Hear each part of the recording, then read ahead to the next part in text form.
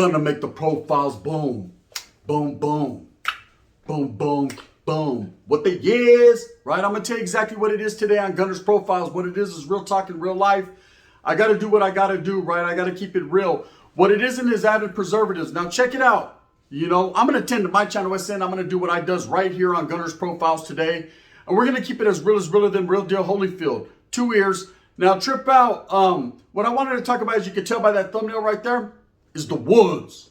Sprinkle them in, brother. Right? It's been a minute since I've been up in it. It's been a minute since I talked about the woods, the NLRs, things of that nature. Now, you need to understand, and I have a lot of people in my DMs, a lot of people ask me, well, why you don't ever talk about the woods, brother? What about us? We're a factor, not actors in this shit. Orderly. And I said, you know what? Abso-fucking-lutely. But in order for me to tell my story about the woods and to give it to you as real as I can get, you know, I need to take it way back. I mean, way back. 30-something plus years ago to the California Youth Authority. My first interactions with real woods, with people who claimed their race, people who were about that power. To what degree of power? You know, it was what it was. It got a little bit more extensive as I got older, but I understand and I identify with what they were doing. They were just trying to organize their troops and salutes and all that to what they believed in. Now look at it like this. This is real. I'm in YA, and my first stop is Fred C. Nellis. You know, I left NRCC, which was the reception in Sacramento. And I'm going to be real with you, man. I was too busy and too focused on me and mines and what was going on with the enemigas and getting off and on site and Saskia. I didn't have time to really focus on any of the other races or ethnicities or what they were going through. Okay, I knew they were there. They were present. Their presence was felt. But at the same time, we weren't beefing with the white guys. So we paid it no never mind.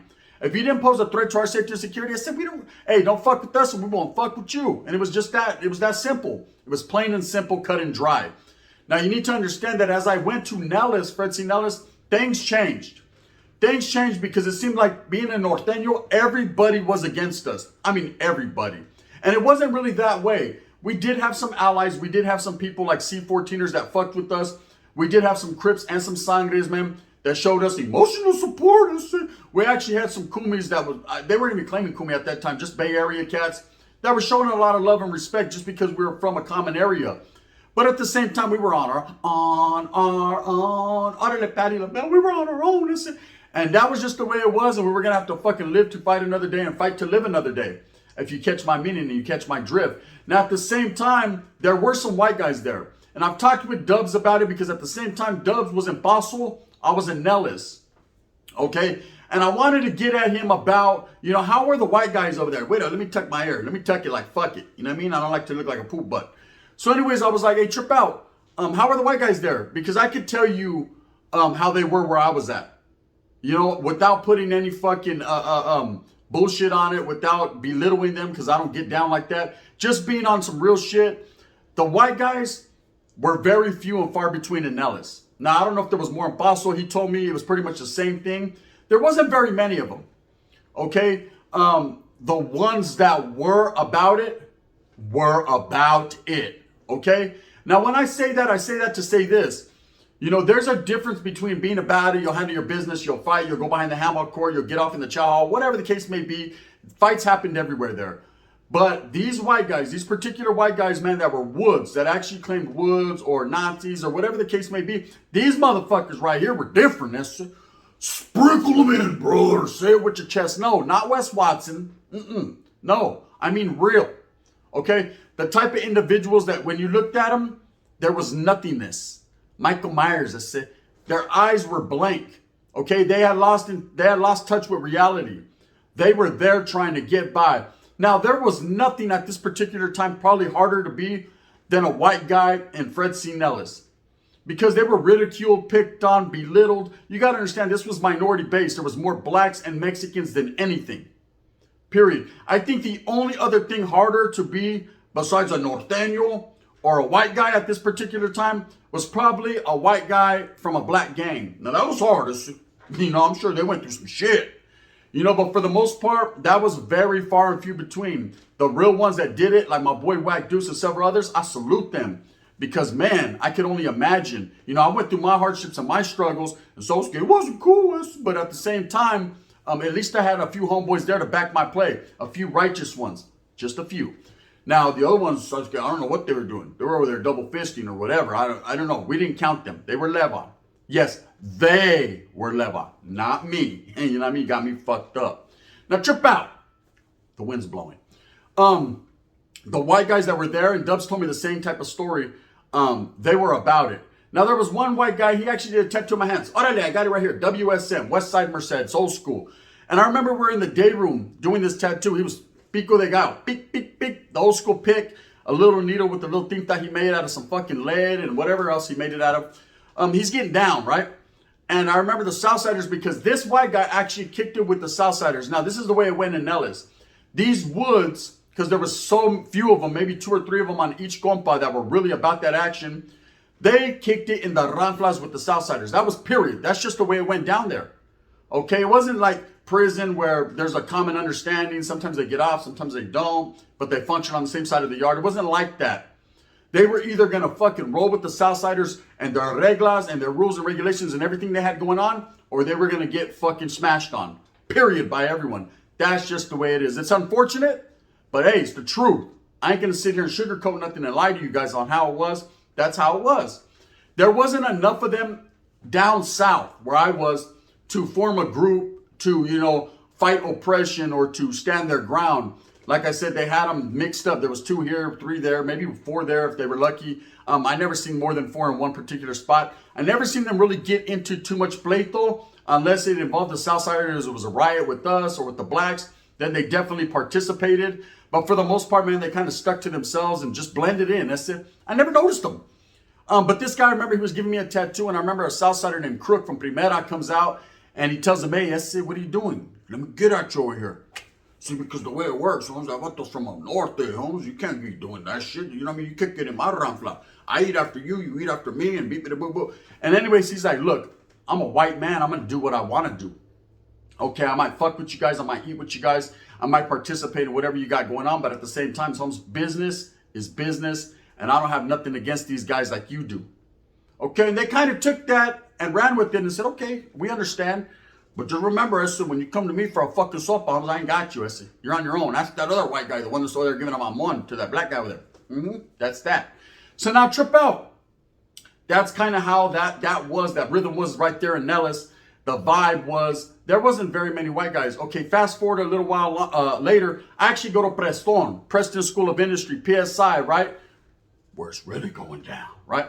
I am a little bit older, a little bit colder, but having the weight of the world on my shoulders, and I get to Preston, and I start to notice that there's a few more white guys here, and there's a little bit more organized. Okay, they got a little organization to what they got going on. And I remember in particular, there was this one white cat, man, he was a hardcore wood. His name was Eyeball. He had a big-ass eyeball tattooed. And I've told the story before how one of my white homeboys from up north, man, from my water, actually came in and put fucking dick beaters on him, right? But at the same time, I won't deny that this guy Eyeball was handling his business and was basically organizing these white guys. This was the first time I seen them really with their own movement, really pushing their narrative. And I respected it. You know, just like any other group, man, there was no reason to disrespect. I knew in my heart of hearts, my little bitty black heart, that they definitely, man, were the enemigas. They rocked with the other side, but at the same time, it wasn't like it was a daily thing. It wasn't an issue. I mean, if they act any type of frog or something, then we'll hop out the drop and leap. Orale, take off, right? We'll leap. But they definitely didn't act froggish. They didn't want to jump or nothing like that. There was really never no altercations with the white guys my whole time in the CYA, in the youth authority.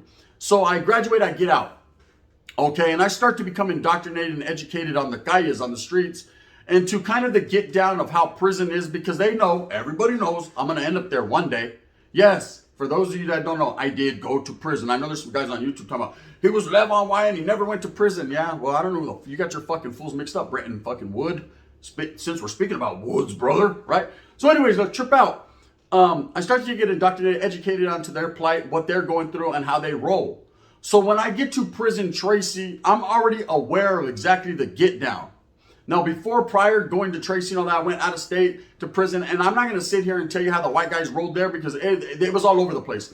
There were several different organizations, several different gangs. They did their thing. The white guys were the dominant group. There was more of them than anyone else. But again, man, they didn't have no animosity towards Norteños. They weren't really tripping. Our beef was more with, like it always is, the Southsiders, right? Bulldogs or whatever the case may be. Whoever got in our vicinity, man, we took flight or they took flight on us. You know, you win some, you lose some, and then you win some more. And that's just that. But, you know, the white guys were pretty dominant there, man. I will say that they were having more pedo with the black guys than anything. That was the only time I ever seen any issues was out of state. When I got to California, I never once seen a black guy and white guy pick up hands and go against each other at all. It just wasn't going to happen without the whole yard, without bodies being flown out of there, without bodies fucking being everywhere. I said, you already, you know, you see a lot of these movies, Shot Caller, and, hey, the Woods are making a move, right? You see this. That's halfway real life, but not all the way. You know, anyone that's been in California prison will tell you, yeah, the yard does go down. Yeah, melees and rayetas do happen. But at the same time, bro, it's not a daily occurrence like that. It's more of a pegada, a removal, and that's that. Everyone's taking care of their own people. Now, when I got to fucking Tracy, there was a little friction between the Norteños and a particular group called the Wolf Pack. They're a white group. I don't know if they were Woods or Nazis or whatever the fuck they were claiming. They were Caucasian, brother. You know what I mean? They were fair-skinned. And they were doing their thing. I definitely am not going to belittle them and talk shit about them. But I did know that they were going back and forth with the Norteños previously before I got there. By the time I got there, we were just coming off lockdown or about to. And there was no more pedo. It had already been an understanding between the rest of the whites and the Norteños that these Wolfpack guys would not be walking that linea no more. If they were spotted, if they had any of the tattoos or indicators that they were the Wolfpack, they were to be getting taken flight on immediately. And that's just how politics are, man. Sometimes you could be in a bad space. Let's say you get thrown in the hat, you get a green light put on you, a verde, and it's over. People want you, and they're going to get you any chance they can get. You know, I know that more than anything. Now, trip out. So that was my interaction, man. There was a tier tender who was a Wood. He was a righteous dude. I used to have him pass softballs for me. I used to have him pass, hey, shoot my linea down there. And he was cool. For the most part, it's all about respect in prison. It's all about being respectful. And I can say the Woods are very respectful. Now, I hit mainline yards, man. And I did see, just like everyone says, about the sex play, and they play a lot. And I've witnessed a few things in my time, okay? Nothing too major, man. It wasn't like they were sticking their fingers in each other's butts or nothing like that. It wasn't that serious. You know, they were pretty hardcore and pretty down and a lot more organized than I thought they would be. You know, from my fucking history in YA to seeing what it was in prison was a total 180. Holmes, it was different. Or a 360. What is that when you do a full spin around? Listen, you know what I mean? One of these. I can't call it like an alcoholic. All I know is that's what they done, cuz, right? And I trip out. Menudo time. But I'm dizzy. You know what I mean? I feel like I took a shot of that shit, right? Or did I? One never knows does one. No, I didn't. Allegedly. Now trip out. Anyway, I got you wondering, like, damn, are you a fucking tecato? Nah, that's not me. There's other people on YouTube that are, though. Bang, bang. Now trip out. So, allegedly. You know? Anyways, so the Woods, they're pretty organized and a vicious and violent group. You know, people that sleep on the white guys and think just because they're the minority in California prisons, and they are. There's not very many of them until you go to Susanville, and then it's like a clan meeting. You're like, what the fuck is going on here? I swear to God, one time I was looking at my cell, I was in oil, and I seen a burning cross. I can't call it like an alcoholic. Maybe it was an optical illusion, but I could have swore I seen that, and I seen a black guy say, we ain't going out like that. I'm correct, right? So trip out. You know, up until that point, you know, I had a certain way of thinking about the white guys, you know, and it was fucked up because I had a lot of white friends on the streets, a lot of people that I fucked with, I did business with, that I associated with. You know, I've never been a racist. I've never played them games, man. I've never tripped on you because of the pigment of your skin or your color or the way you talk or your culture or none of that. I'll trip off you if you trip off me. If you don't, then we're going to be good in the hood, man. We're not going to particularly hold hands and hug and sing kumbaya, but at the same time, Holmes, there's no reason for me to bop your punk ass. Now, trip, or for you to bop me. I don't want that. I definitely don't want that. I'm too fly for that. So the white guys are doing their thing. We're doing our thing. Now, there were a couple fucking instances where things arose, where there were certain situations where we were going to get off, but we didn't, or they were going to get off, and I don't know why they didn't. But for the most part, they kind of stuck to their own and did their own thing. Like I said, my history and my knowing of prison, man, I've seen the white guys most of the time get off with the Southsiders. It seems like they were at war. There was a vendetta going on, and they got off a few times. It was a trip because I wasn't used to that. I wasn't used to seeing the other side of the yard just erupt, Holmes, and we just go down like, fuck, hey, look at, hey, you know what I mean? Kill two birds with one stone, right? The brothers is like, get them white boys. You know how they are, right? And tripped out. They wasn't tripping. You know, I mean, hey, every fucking loss of a white boy is a good day for a brother, right? And so anyways, that's how that was. Now I get to Susanville.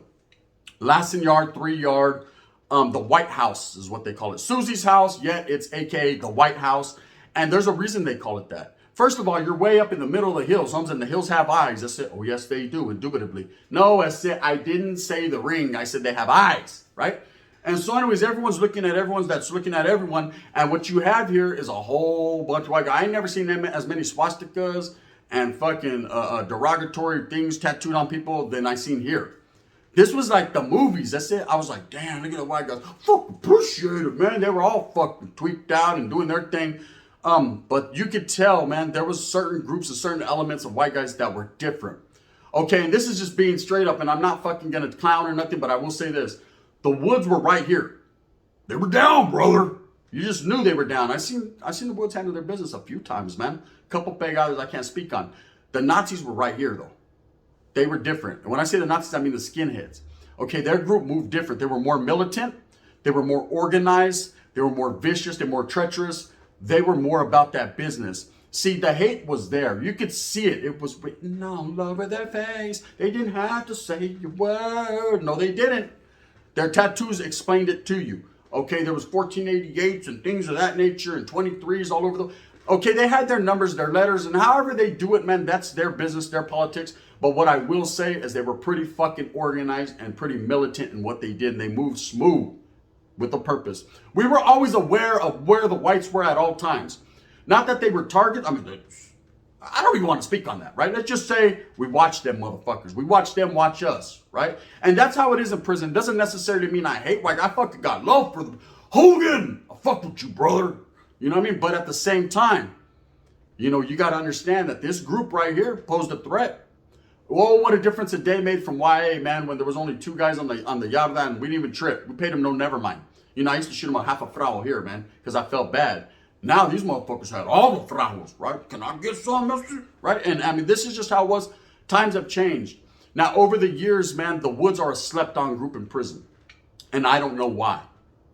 You know, I can sit here and go into the history of their organization, their big organization, but I won't, out of respect. I could talk about their subgroups like the NLRs and other different groups. You know, you had a lot of vatos like the Sacramaniacs, the Fresnecs, you know what I mean, the Coco County Woods, man. You had fucking Shasta County. You had fucking the ones from the IE, SoCal Wood, man. Them Orange County Woods, they were built different. Them Nazis right there was built way different, right? It was built like Tonka trucks. It was Ford tough, homie. You know, I'm not going to sit here and say one particular group over the other or faction or Ramfla or whatever, however they rolled, was harder than the others. But I will say the ones that stood out the most to me were the P9s and the Sacramaniacs as well as the Fresnecs. These 3 groups, man, were different. These 3 groups were fucking highly energetic and down to handle whatever. And it seemed like anytime the yard went down, there was a removal on their side of the yard or something that had to do with the white guys. You could always count on one of those 3 factions being involved. Now, I don't know if it was in the fucking water that they drank or, you know, they added that preservative. All I'm just saying is them white guys were fucking down for their shit. But, you know, that's my take on the Woods.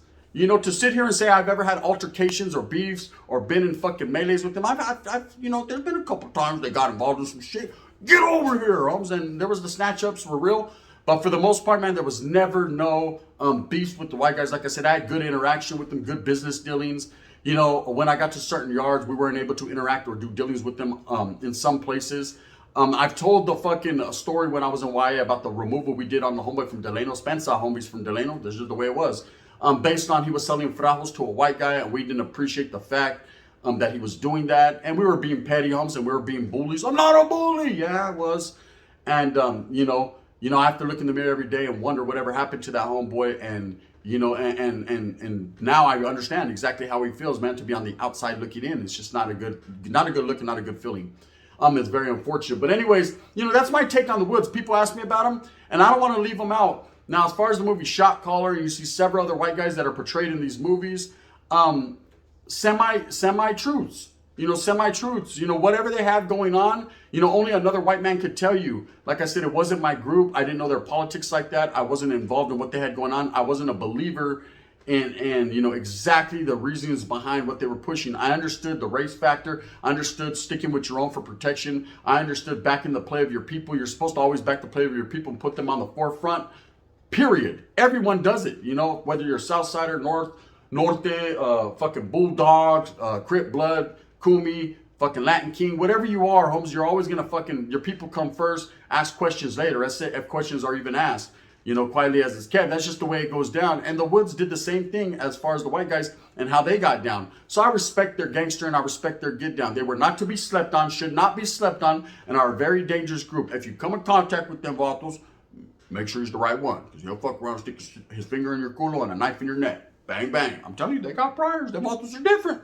Anyways, with that being said, I hope that you move smooth with a purpose. I hope that you get everything that you want coming to you. Remember, at the end of the day, it's all about sticking up for you and yours, man, and showing love to everyone and respect. Respect is the key to this world, There's a lot of people that talk shit about me on YouTube. There's a lot of people that believe I'm someone I'm fucking not. There's a lot of people that look for any old reason to trip on me just because they can. Well, check it out, Jack Tripper. My name ain't Janet or Chrissy, motherfucker. I ain't playing in this shit. I'm just trying to do my own thing. Just leave me alone. Can I do my own thing?